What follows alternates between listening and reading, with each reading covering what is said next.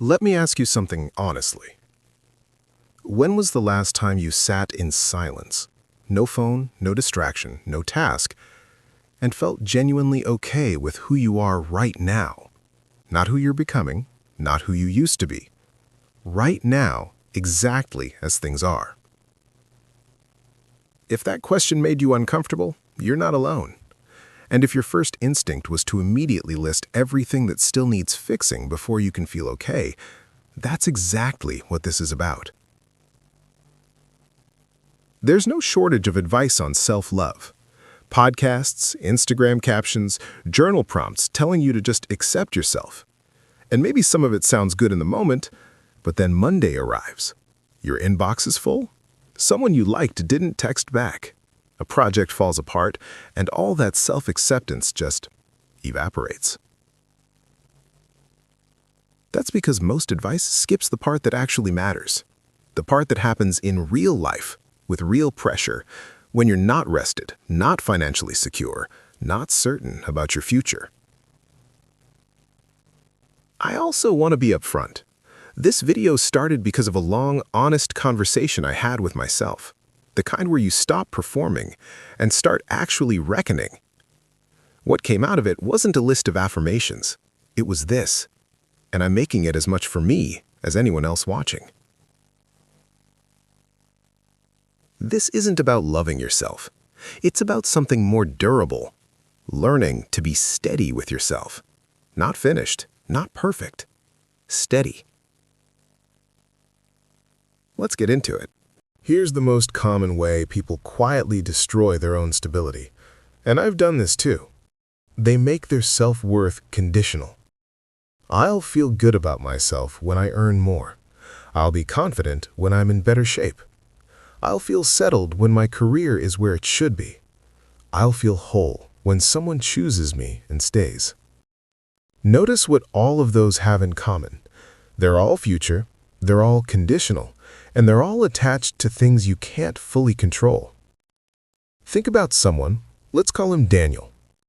Daniel worked 6 days a week. He measured his value by his output. On the days things went well, he felt okay. On the days a project stalled or a client complained, he felt like a failure, like something was fundamentally wrong with him as a person. His entire emotional state was outsourced to outcomes he couldn't always control. That's not ambition. That's instability dressed up as drive. Here's why it breaks down. Life is unpredictable. Genuinely, structurally unpredictable. Jobs get restructured, relationships end, people you love die, machines fail, bodies get sick. If your sense of self is built entirely on outcomes, and outcomes go sideways, which they will, you go sideways with them. The goalpost doesn't stay still either. You hit one target and there's already a new benchmark, more money needed, a better version of the relationship, a bigger title. Which means your sense of worth never actually lands anywhere. You're always waiting. The alternative isn't lowering your ambitions. It's separating your identity from your results. You can care deeply about your work without needing every project to go perfectly. You can want a great relationship without needing it to validate your existence. You can pursue money without needing it to define your worth. You can be deeply unsatisfied with where you are and still not be at war with who you are. You are allowed to be a work in progress and still be steady. Ask yourself honestly, what would I think of myself if I failed at this completely? If the answer is, I'd think I was worthless, that's the belief you need to work on, not the goal, the attachment. Here's something almost nobody talks about when discussing comfort with yourself. Your nervous system. Comfort isn't just a mindset, it's a physiological state. And if your daily life is built around constant stimulation, your body literally doesn't know how to settle. Think about the average morning. You wake up and check your phone before your feet hit the floor. You scroll through content that's engineered to provoke a reaction. You get a small hit from a like, a text, or a notification. You open another app. 40 minutes into your morning, and you haven't had a single uninterrupted thought. Then you wonder why silence feels uncomfortable, why being alone with yourself feels unbearable, why boredom feels like something is wrong. Nothing is wrong. You've trained your nervous system to expect constant input. And when it doesn't get it, it sends you a signal that feels like anxiety, restlessness, low-grade dread. Comfort with yourself, genuine, quiet comfort, grows in low-stimulation environments. You cannot find it while you're constantly chasing the next hit. Let me be specific about a few habits. Pornography. Regular use desensitizes your reward system and creates a gap between fantasy and reality that leaves you vaguely dissatisfied with actual life. It doesn't mean you're broken, but if it's a daily habit, it's worth an honest look. Social media. Not just the time, the compulsive checking, the refreshing when nothing has changed, the comparing of your ordinary Wednesday to someone else's highlight reel. The quiet anxiety when a post doesn't perform.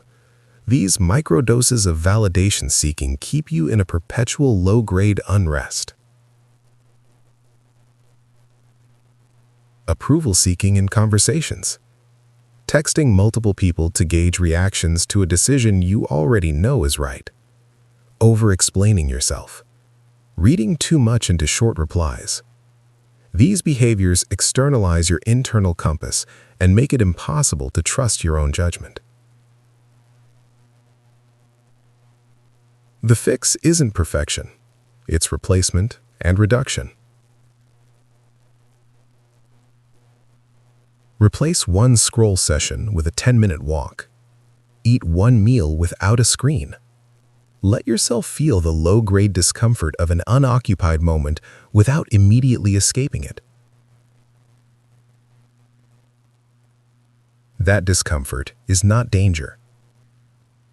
It's just withdrawal from stimulus. Stay with it long enough, and something else emerges. An actual thought, an actual feeling, something that is genuinely yours.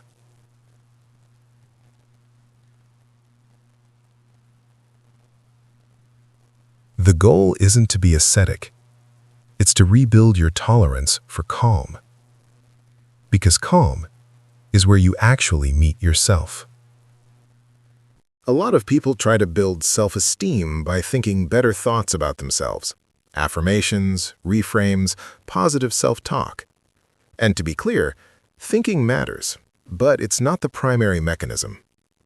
Self-trust is built through behavior, specifically through the accumulation of small, kept promises you make to yourself. Every time you say you'll do something, and you do it, you're casting a vote for a particular identity, the identity of someone who follows through. Over time, those votes add up into something that feels like groundedness, like reliability, like you can count on yourself. And every time you don't, every time you override what you said, every time you negotiate yourself out of something you committed to, you cast the opposite vote. And this compounds too. This doesn't require dramatic commitments. In fact, dramatic commitments are often the enemy of self-trust because they're unsustainable. The person who swears they're going to train every day, cut sugar completely, meditate for an hour, and crashes after 10 days has not built self-trust. They've reinforced the story that they don't follow through. Small is the point. Leave work when your actual tasks are done, not when guilt or optics tell you to stay longer. Train 3 times a week consistently, even when it's imperfect. Complete one focused task daily without switching to something else midway. When you're angry or pressured, speak calmly, not because you're suppressing yourself, but because you're demonstrating command over your reactions.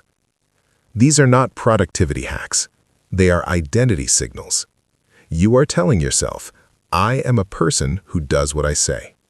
And that story, repeated enough times, becomes your baseline sense of self. Comfort with yourself grows in direct proportion to how much you trust yourself. Takeaway. Choose 3 specific small promises for next week. Write them down. At the end of the week, review not what you accomplished, but how aligned you were with yourself. There's a particular kind of anxiety that's very common in your late 20s and early 30s. It sounds something like this. I need to decide where to live. I need to figure out my career. I need to know if this relationship is the right one.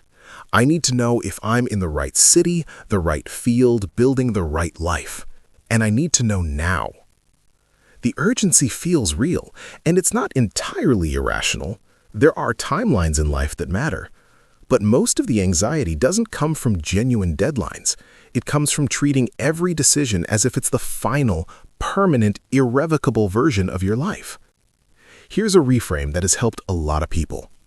Your life is not a multiple-choice exam with one correct answer and a closing date. It is more like a long conversation, one where your job is not to get the answer right on the first try, but to keep engaging honestly. The person who waited 5 years to leave a city they were unhappy in because they needed to be certain, they didn't protect themselves. They just delayed 5 years of living. The person who moved without being certain, adjusted and learned, they gained 5 years of information. Clarity does not arrive before you move. It arrives through movement. So the question is not, have I made the perfect decision? The question is, am I moving in a direction that makes sense given what I know right now? Can I adjust if I need to? Am I learning as I go? If yes, you're doing it right, even if it doesn't feel that way. Takeaway.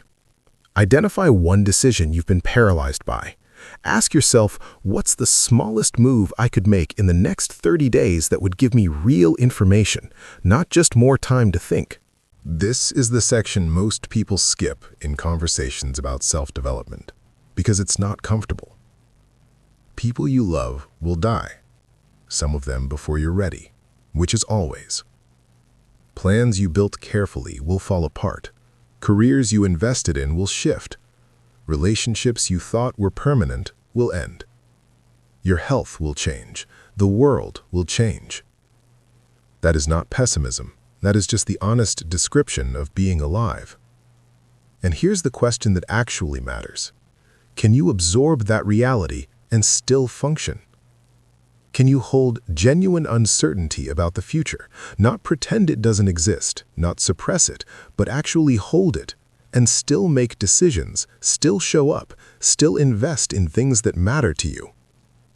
Because the alternative, trying to control everything, trying to achieve certainty before you act, trying to insulate yourself from loss, doesn't protect you from loss. It just makes you smaller in the meantime. I think about people who've experienced significant loss. A parent gone early, a business collapse, a health scare at 34, and who came through it. What they often describe on the other side is not that they found certainty. They found something better. Tolerance for uncertainty. The ability to say, I don't know what happens next, and I'm still here. I'm still going. That is not a small thing. That is the whole game. So instead of asking, how do I make sure everything works out? Ask instead, am I building something worth building? Am I learning from what's in front of me? Am I moving with intention even when I can't see the end? That's enough. That's actually more than enough. Takeaway. Think of one thing in your life that is genuinely uncertain. Write a single sentence about what intentional action looks like in that uncertainty. Not certainty, just direction. This one will probably make some people uncomfortable. Good. There's a version of selfishness that destroys relationships, the kind that uses people, ignores impact, and prioritizes short-term pleasure over genuine values. Don't do that. But there's another kind, a deliberate, thoughtful selfishness that says, I know what actually matters to me. I know what I need to function well. And I'm going to protect those things, not because I don't care about others, but because I cannot be genuinely useful to others from a place of depletion, resentment, or self-betrayal. This looks like saying no to obligations that drain you without meaningful return, even if it disappoints someone. It looks like protecting time for your own thinking, rest, or creative work without apologizing for that. It looks like choosing relationships that genuinely nourish you, rather than maintaining ones that are just familiar. People who are uncomfortable with themselves are often deeply uncomfortable with this kind of selfishness. They overgive, they overextend, they contort themselves to avoid conflict or to keep others comfortable. And then they wonder why they feel invisible, resentful, or hollow. You cannot serve from an empty well. You cannot be present for other people if you're not present with yourself. Strategic selfishness is not indulgence, it's maintenance. It's the recognition that your attention, energy, and time are finite resources, and allocating them according to your actual values, rather than guilt or external pressure, is not selfishness, it's sanity. Takeaway. This week, say no to one obligation that you would normally accept out of guilt rather than genuine desire. Notice how that feels and what it tells you about where your energy has been going. Everything we've talked about, worth without conditions, nervous system regulation, self-trust, tolerating uncertainty, it all sounds good in a video. The question is what you do with it on a Tuesday when none of it feels relevant. So here are practices. Not complicated, not requiring dramatic lifestyle changes, just consistent. Morning. Set the tone before the world does. The first 15 to 30 minutes of your day largely determine the emotional texture of the rest of it. If you start by reaching for your phone, you've already handed your attention to everyone else's agenda before you've even checked in with your own. Try this instead. Before any screen, do one thing that is entirely yours. A short walk, writing 3 sentences in a notebook, sitting with a coffee without reading anything. Something that says, I exist before the day demands things of me. Weekly, the 5-minute review.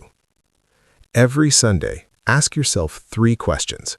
Not, did I accomplish enough, but did I act according to my values this week?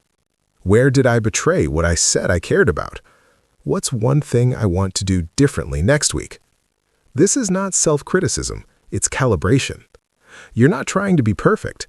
You are trying to be honest with yourself about who you are and whether your actions are matching your intentions. Daily. Regulated exposure to discomfort. Comfort with uncertainty comes from practice. Do one small thing each day that is mildly uncomfortable. A hard conversation, a creative risk, a physical challenge.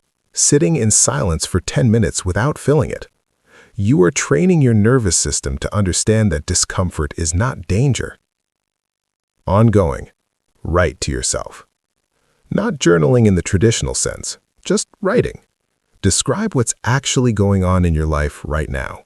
Your real fears, your actual questions, the contradictions you're carrying.